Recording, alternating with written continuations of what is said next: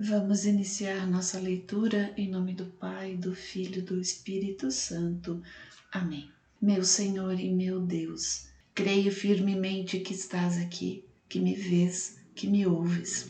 Adoro-te com profunda reverência. Peço-te perdão dos meus pecados e a graça para fazer com fruto este tempo de oração. Minha Mãe Imaculada, São José, meu protetor, anjo da minha guarda, intercedei por mim. Envia teu Espírito Santo para que eu compreenda e acolha tua santa palavra, que eu te conheça e te faça conhecer, te ame e te faça amar, te sirva e te faça servir, te louve e faça louvar por todas as criaturas. Faze, ó Pai, que pela leitura da palavra os pecadores se convertam, os justos perseverem na graça e todos consigamos a vida eterna. Amém. Primeiro livro dos Macabeus, do capítulo 1, versículo 1 ao capítulo 2, versículo 30. Alexandre Magno. Ora, aconteceu que já senhor da Grécia Alexandre, filho de Filipe da Macedônia, oriundo da terra de Cetim, derrotou também Dário, rei dos persas e dos medos, e reinou em seu lugar. Empreendeu inúmeras guerras, apoderou-se de muitas cidades e matou muitos reis. Avançou até os confins da terra e apoderou-se das riquezas de vários povos, e diante deles silenciou a terra. Tornando-se altivo, seu coração ensoberbeceu-se. Reuniu um imenso exército, impôs seu poderio aos países, às nações e reis, e todos se tornaram seus tributários. Enfim, adoeceu e viu que a morte se aproximava. Convocou então os mais considerados dentre os seus cortesãos, companheiros desde sua juventude, e, ainda em vida, repartiu entre eles o império. Alexandre havia reinado 12 anos ao morrer. Seus familiares receberam cada qual seu próprio reino. Puseram todos o diadema depois de sua morte, e após ele seus filhos durante muitos anos. E males em quantidade multiplicaram-se sobre a terra. Antíoco IV Epifanes. Desses reis originou-se uma raiz de pecado. Antíoco Epifanes, filho do rei Antíoco, que havia estado em Roma como refém e que reinou no ano 137 do reino dos gregos. Costumes pagãos em Israel. Nessa época saíram também de Israel seus filhos perversos, que seduziram a muitos outros, dizendo: Vamos e façamos alianças com os povos que nos cercam, porque desde que nós nos separamos deles, caímos em infortúnios sem conta. Semelhante linguagem pareceu-lhes boa, e houve entre o povo quem se apressasse a ir ter com o rei, o qual concedeu a licença de adotarem os costumes pagãos. Edificaram em Jerusalém um ginásio como os gentios, dissimularam os sinais da circuncisão, afastaram-se da aliança de Deus para se unir aos estrangeiros e venderem-se ao pecado. Antíoco ocupa Jerusalém. Quando seu reino lhe pareceu bem consolidado, concebeu Antíoco o desejo de possuir o Egito, a fim de reinar sobre 2 reinos. Entrou, pois, no Egito com um poderoso exército, com carros, elefantes, cavalos e uma numerosa esquadra. Investiu contra Ptolomeu, rei do Egito, o qual, tomado de pânico, fugiu. Foram muitos os que sucumbiram sob seus golpes. Tornou-se ele senhor das fortalezas do Egito e apoderou-se das riquezas do país. Após ter derrotado o Egito, pelo ano 143, regressou Antíoco e atacou Israel, subindo a Jerusalém com um forte exército. Penetrou cheio de orgulho no santuário, tomou o altar de ouro, o candelabro das luzes com todos os seus pertences, a mesa da proposição, os vasos, as alfaias, os turíbulos de ouro, o véu, as coroas, os ornamentos de ouro da fachada, e arrancou as embutiduras. Tomou a prata, o ouro, os vasos preciosos e os tesouros ocultos que encontrou. Arrebatando tudo consigo, regressou à sua terra após massacrar muitos judeus e pronunciar palavras injuriosas. Foi isso um motivo de desolação em extremo para todo Israel.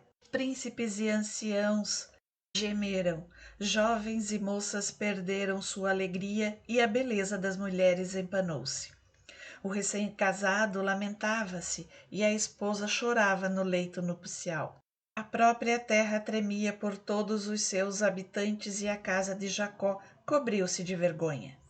2 anos depois, Antíoco enviou um oficial a cobrar o tributo nas cidades de Judá. Chegou ele a Jerusalém com uma numerosa tropa.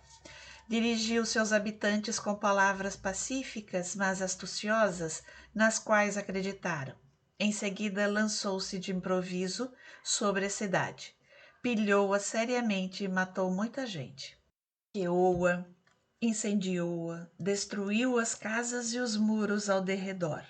Seus soldados conduziram ao cativeiro as mulheres e as crianças e apoderaram-se dos rebanhos.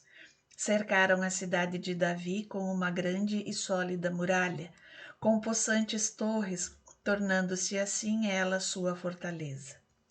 Instalaram ali uma guarnição brutal de gente sem leis, fortificando-se aí, e ajuntaram armas e provisões. Reunindo todos os espólios do saque de Jerusalém, ali os acumularam. Constituíram desse modo uma grande ameaça. Serviram de cilada para o templo e um inimigo constantemente incitado contra o povo de Israel, derramando sangue inocente ao redor do templo e profanando o santuário. Por causa deles, os habitantes de Jerusalém fugiram e só ficaram lá os estrangeiros. Jerusalém tornou-se estranha a seus próprios filhos e estes a abandonaram. Seu templo ficou desolado como um deserto, seus dias de festas se transformaram em dias de luto, seus sábados em dias de vergonha e sua glória em desonra. Quanto fora ela honrada, agora foi desprezada, e sua exaltação converteu-se em tormento. Perseguição aos judeus fiéis. Então o rei Antíoco publicou para todo o reino um édito prescrevendo que todos os povos formassem um único povo e que abandonassem suas leis particulares. Todos os gentios se conformaram com essa ordem do rei. Muitos de Israel adotaram a sua religião, sacrificando aos ídolos e violando o sábado.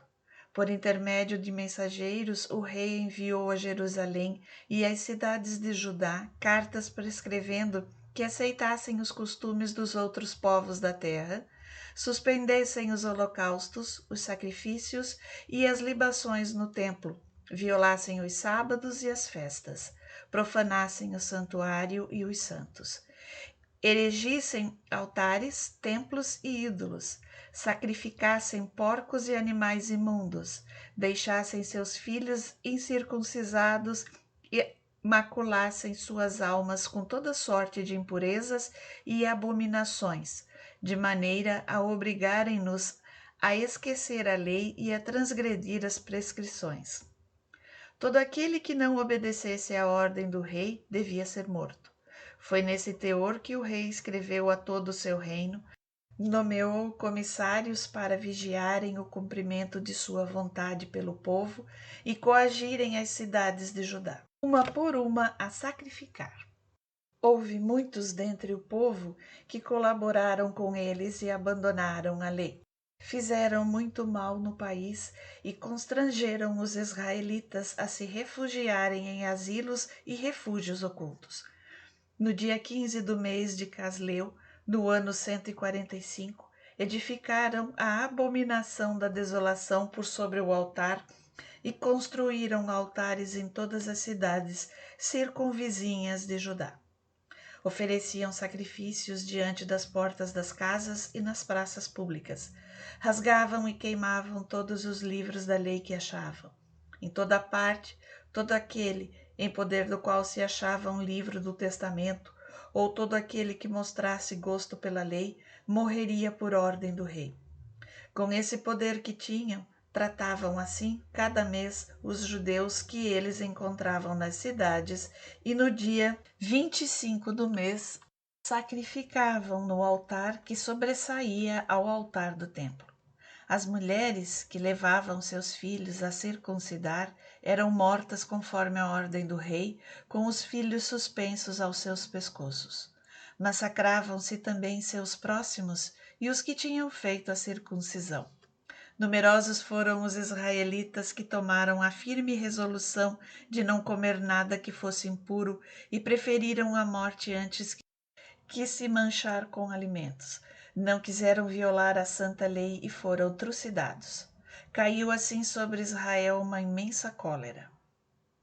Matatias e seus filhos. Foi nessa época que se levantou Matatias, filho de João, filho de Simeão, sacerdote da família de Joaribe, que veio de Jerusalém se estabelecer em Modim.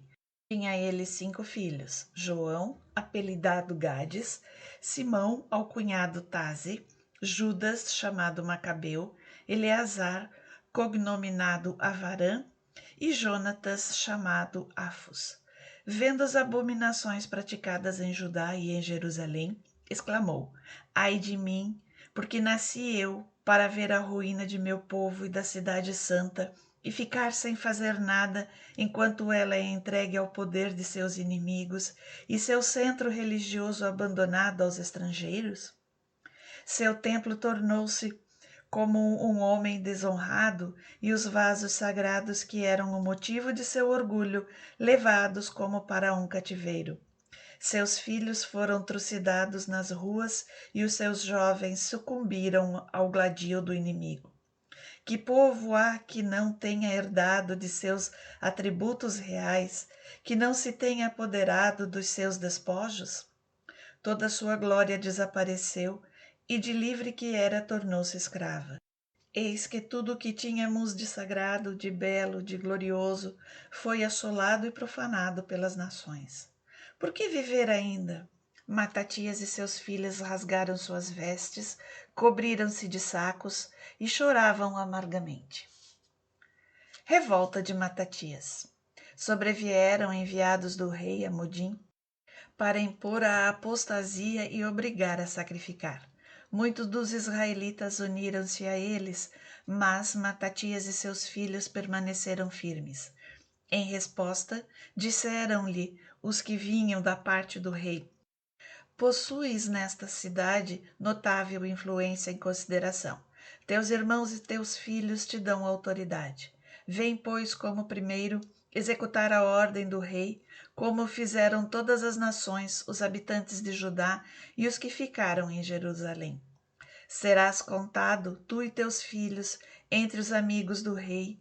A ti e aos teus filhos o rei vos honrará, cumulando-vos de prata, de ouro e de presentes. Matatias respondeu-lhes: Ainda mesmo que todas as nações que se acham no reino do rei o escutassem, de modo que todos renegassem a fé de seus pais e aquecessem as suas ordens, eu, meus filhos e meus irmãos, perseveraremos na aliança concluída por nossos antepassados. Que Deus nos preserve de abandonar a lei e os mandamentos. Não obedeceremos a essas ordens do rei e não nos desviaremos de nossa religião, nem para a direita, nem para a esquerda. Mal acabara de falar, eis que um judeu se adiantou para sacrificar no altar de Modim, à vista de todos, conforme as ordens do rei. Viu Matatias e, no ardor de seu zelo, sentiu estremecerem-se suas entranhas. Num ímpeto de justa cólera, arrojou-se e matou o homem no altar. Matou ao mesmo tempo o oficial incumbido da ordem de sacrificar e demoliu o altar. Com semelhante gesto, mostrou ele seu amor pela lei, como agiu Finéias a respeito de Zanri, filho de Salom. Em altos brados, Matatias elevou a voz então na cidade: Quem for fiel à lei e permanecer firme na aliança, saia e siga-me. Assim, com seus filhos, fugiu em direção às montanhas, abandonando todos os seus bens na cidade. Então, uma grande parte dos que procuravam a lei e a justiça encaminhou-se para o deserto. Ali refugiaram-se com seus filhos, suas mulheres e seus rebanhos, porque a perseguição se encarniçava contra eles.